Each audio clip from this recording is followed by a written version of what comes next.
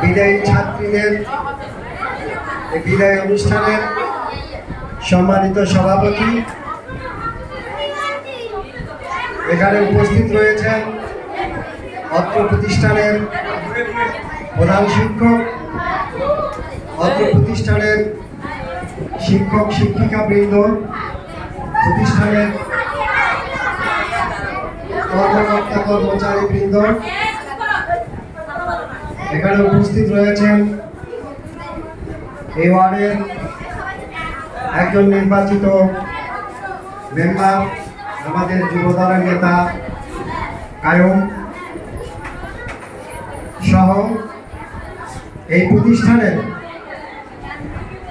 সকল ছাত্রীদের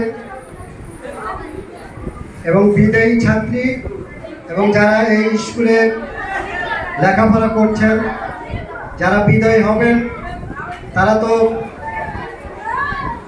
পাশ করে হয়তোবা কলেজে ভর্তি হবে।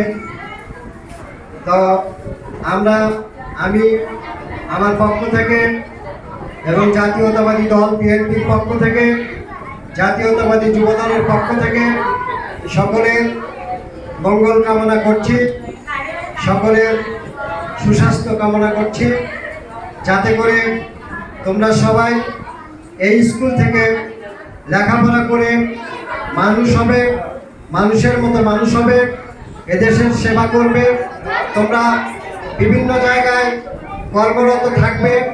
পড়ালেখা শেষ করে এই আশাবাদ ব্যক্ত করে সকলের সুস্বাস্থ্য এবং দীর্ঘায়ু কামনা করে আগামী দিনের তোমাদের ভবিষ্যৎ মঙ্গল কামনা করে সকলকে ধন্যবাদ জানিয়ে শেষ করছি। আল্লাহ হাফেজ। বাংলাদেশ জিন্দাবাদ।